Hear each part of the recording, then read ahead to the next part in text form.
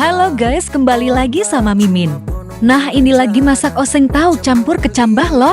Setelah bumbunya mateng, kita masukin tahu yang sudah digoreng dan kecambah. Lalu kita masukin garam, micin, dan gula sesuai takarannya. Oseng lagi sampai merata. Jangan lupa tambahkan air secukupnya. Kemudian kita masukkan tomat yang sudah dipotong. Dan tunggu sampai matang.